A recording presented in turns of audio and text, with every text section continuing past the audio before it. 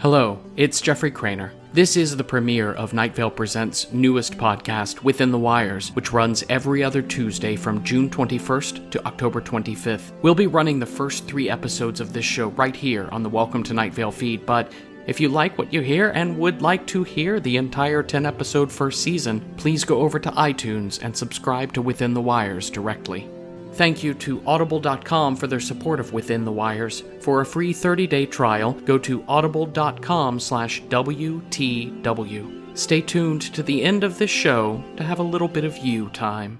And hey, we appreciate you.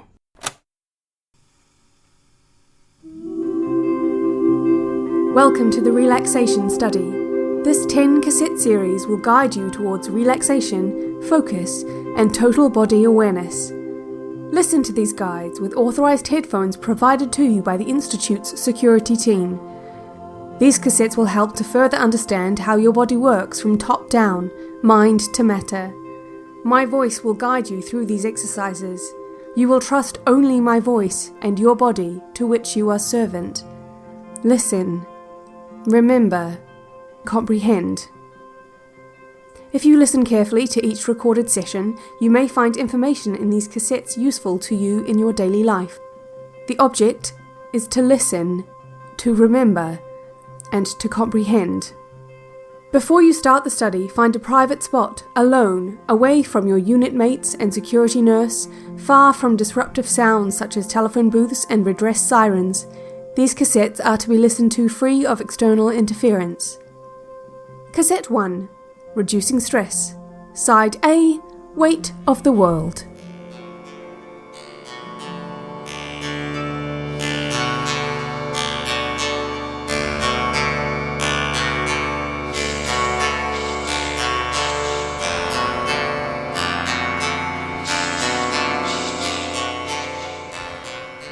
Start with a breathing exercise. As you inhale through your nose, feel your breath behind your eyes. Feel the cool air flow below your forehead. Feel it hover under the top of your skull. Feel it slip down your neck, across your shoulders and into your lungs. Breathe in now.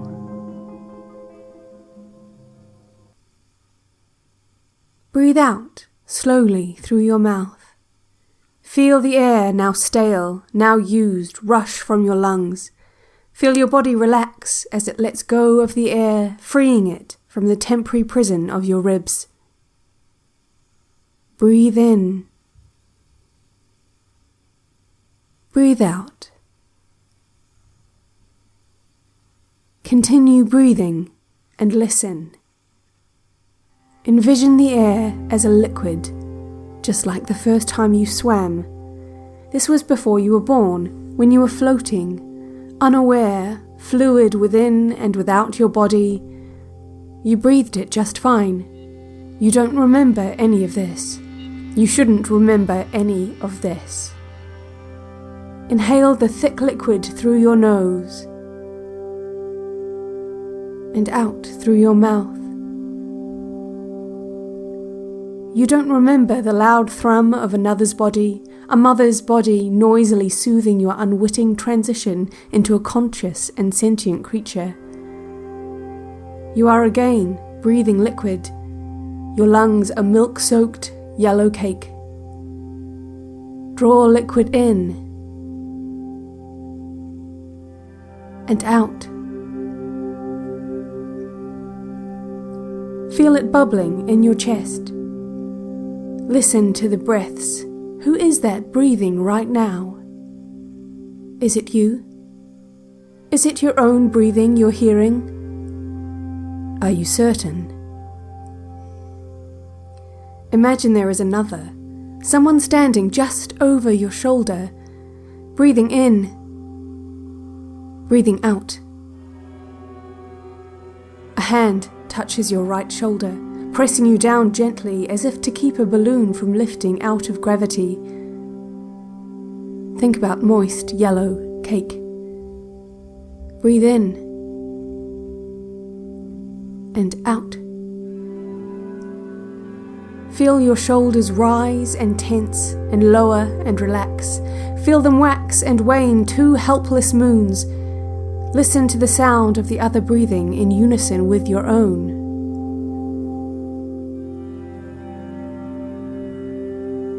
You will learn to trust my voice. You will learn to trust my voice. Feel a breath from just behind you. You smell its caffeine, acidity, its umami and metal musk through cotton lips. You know these breaths. How do you know them? How do you know them? The hand on your shoulder lifts away. You are alone. You are fine. No one is with you. Who would be with you? You are probably alone. Continue breathing as you receive subliminal instructions embedded in this music.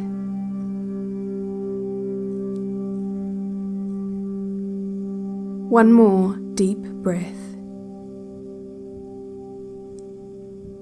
And exhale. Are you in the same place you were before? No, you're not. The earth has moved. The clock has changed. You are older and far from where you were before you began this cassette. This is relative, of course. The important thing is that you continue breathing. Let us begin an autogenic stress relief exercise. Make sure you are in a standing position, your feet planted firmly underneath you, hip width apart, your knees straight but relaxed. Say aloud the following. My shoulders are stone. My shoulders are stone. My shoulders are sod. My shoulders are sod. Hold your shoulders up beside your ears, tense and angry. Lower your shoulders.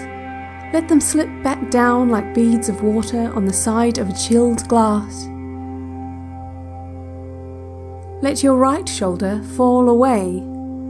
Say aloud, my right shoulder slides down my ribs to my waist.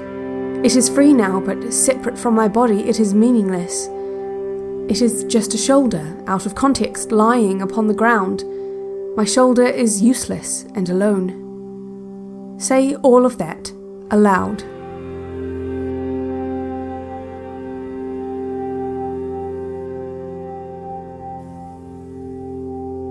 Good. Now say aloud. My left shoulder is in its place. It does not miss my right shoulder because it did not know my right shoulder had ever existed. And now it is separate and alone, lying upon the ground, and it is not missed the way a brother or sister is not missed, because after age 10 there are no brothers or sisters, and before age 10 nothing can be remembered. Say all of that aloud.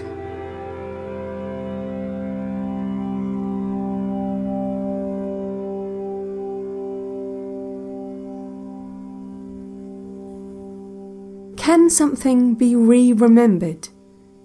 Can it? It cannot. Why are you here? What do you miss? Who do you miss? Say aloud, my right shoulder returns to my body. My right shoulder returns to my body.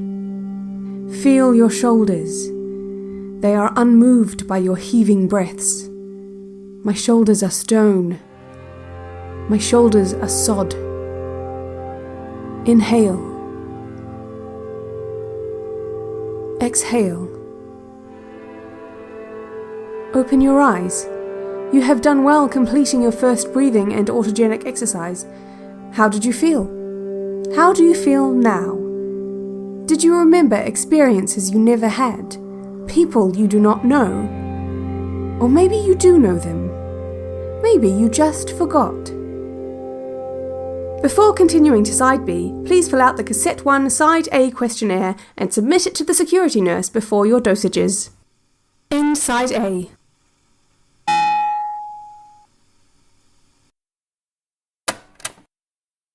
Audible.com is a leading provider of audiobooks with more than 250,000 downloadable titles across all types of literature, including fiction, nonfiction, and periodicals. Audiobooks are great to listen to when you're working, playing, or relaxing. Say you're a patient in some kind of medical prison and you have a lot of downtime between experiments.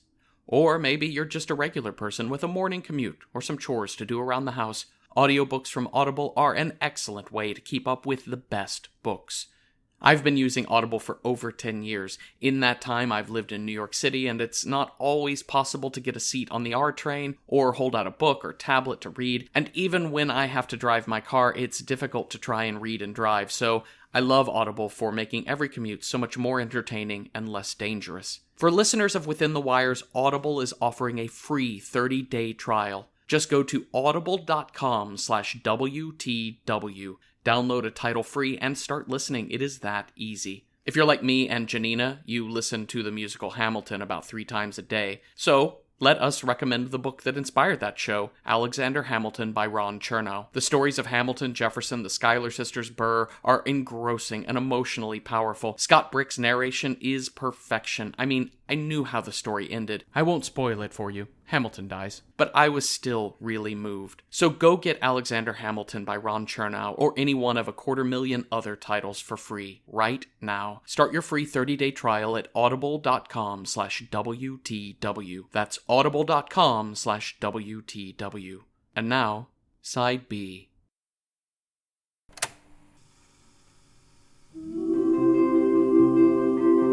Cassette 1, Side B, Shoulders and Giants. Now you will begin a visualization for stress reduction. Lie down. Think of each muscle in your body. Count them all quietly to yourself. Close your eyes. You are in a forest. The forest is large and you are small. The forest is immense and you are tiny. You are in mid-air and you see several things at once. To be more specific, you see the same thing iterated many times. You are an insect with complex eyes and simple desires. You are erratic and frenetic. What little wind winds its way through leaves lifts and twists you into new directions. You are naked. You are alone. You are fine. You feel fine. You cannot see your own nakedness, for you cannot move your head to look down. Never look down. You see every sight iterated many times, but you do not see yourself. You are uncertain if it will rain. You are uncertain how you are floating or flying. You see a child. She is iterated many times. The girl is much larger than you. As you drift close to her, you see her smaller details, giant and iterated many times, swirling valleys of the skin atop her palms.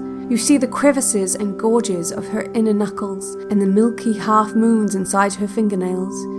You see long eyelashes swaying like shadows of corn, flicking up and down over white eyes with their narrow pink rivers and great brown rings.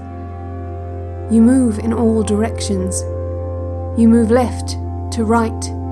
You move up and down. Your body whispers. You do not hear it. Her hands move to you and you feel a muted clap, and it is dark. You breathe. In. Out. You breathe. In her hands it is quiet, and you can smell the ocean. You see slivers of orange-red light between her fingers. You move in all directions, but you cannot move far. Your body cries out. You do not hear it. Her hands begin to open. Her fingers wrap tight around you and light pours over your body. The sun sees you, but it does not care. You see her nose, wet nostrils over a vermilion archway with columns of eggshell teeth. You breathe. The child breathes. You feel her breath on you as you flutter, flustered in her fingers. You see the child's shoulders, linen draped and slight. You feel your own shoulders, stained glass wings above an exoskeleton. A bird stops above on a branch. You see it many times in your kaleidoscope mind. The bird eyes you, unmoving, unmoved. The child rolls you in her enormous fingers. She studies you. You breathe. She breathes. She enjoys touching your many spiny legs and your bulbous eyes. Through her touch, you understand her. You absorb her thoughts. She is alone. She has brothers and sisters, but only for 2 more years. She does not know her parents. No one knows their parents. No one should know their parents. You understand, suddenly, that she once had a caretaker place a palm on her shoulder, the weight of it pressing upon her as if to keep a balloon from lifting out of gravity. The hand, which comforted and calmed, left her head quickly, apologetically, acknowledging its mistake, and her shoulder felt cool and sore in its absence. You understand that the child digs holes and buries toys for future treasure. She breaks off branches and calls them batons or wands, the wizard conductor of nature's symphony.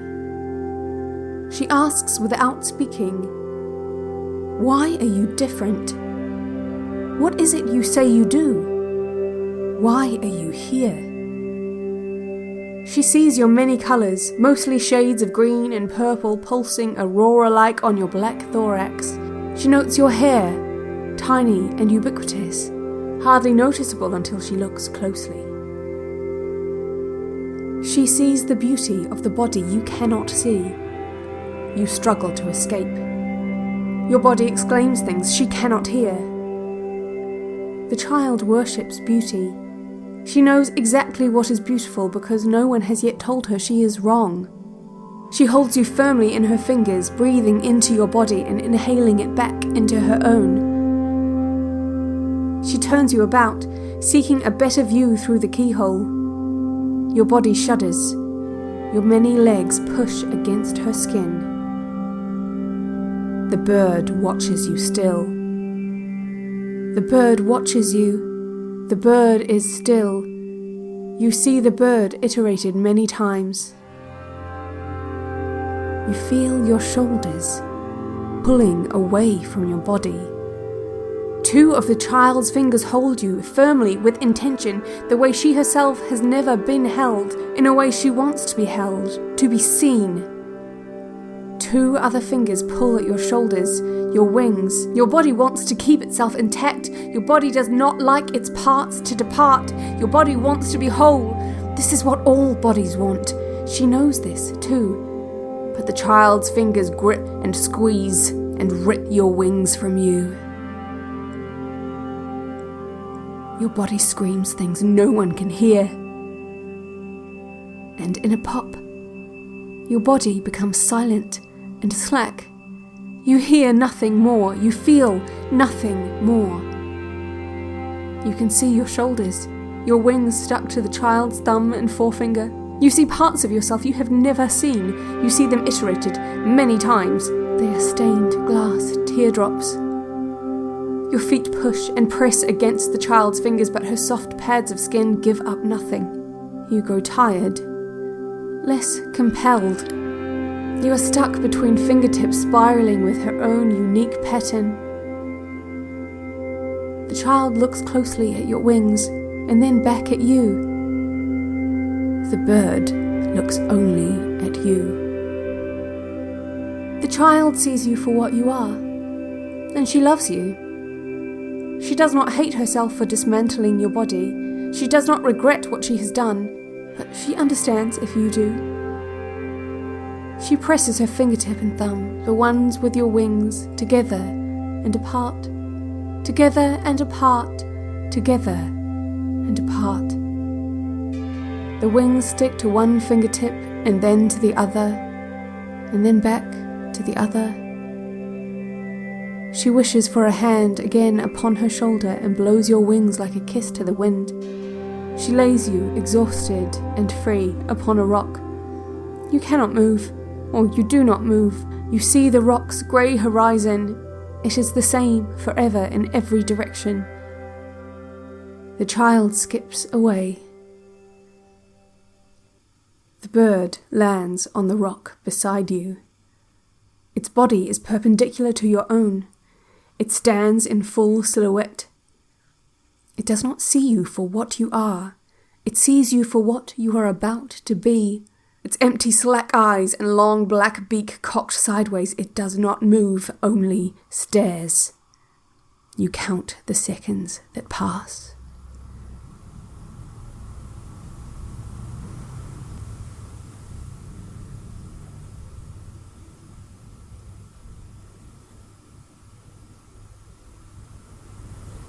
The bird still stands and stares. The bird stares and stands still. You begin to move towards the constant grey horizon. You crawl without feeling toward the rock's edge. You see the trees above you, the rock below you. You see the bird, a hollow black statue. You try to leave the rock, but with a twist and a twitch too quick to predict, the bird jerks its face towards yours. You are inside of it. It is dark. You hear breathing that is not your own.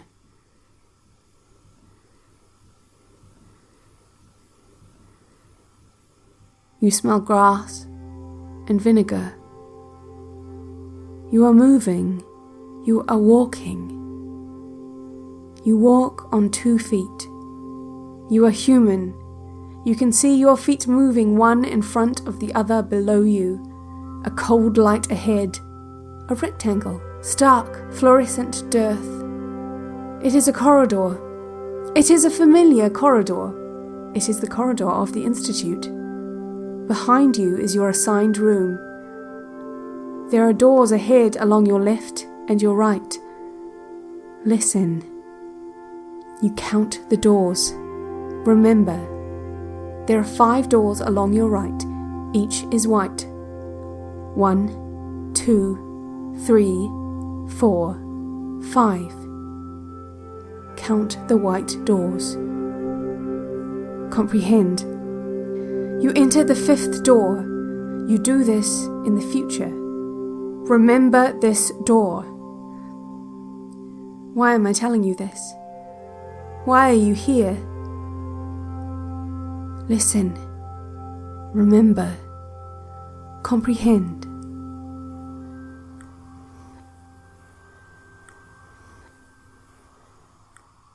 Visualization exercise complete.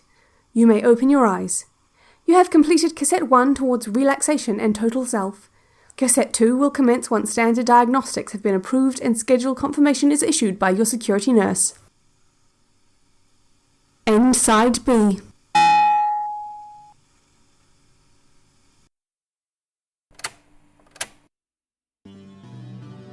Within the Wires is written by Jeffrey Cranor and Janina Matthewson, and performed by Janina Matthewson, with original music by Mary Epworth. Find more of Mary's music at maryepworth.com.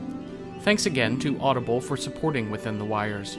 Don't forget your free 30-day trial at audible.com/WTW. Within the Wires is a production of Night Vale Presents. Check out our other podcasts, Welcome to Night Vale and Alice Isn't Dead. Both are available on iTunes or wherever it is you get your podcasts. Okay, our time is done. It's you time now. Time to draw a bath, play some music, and light an aromatic candle. Today's scented candle is Woodchuck making pancakes. Today's relaxing music is Whole note for solo bassoon. Today's bath is filled with Cereal milk.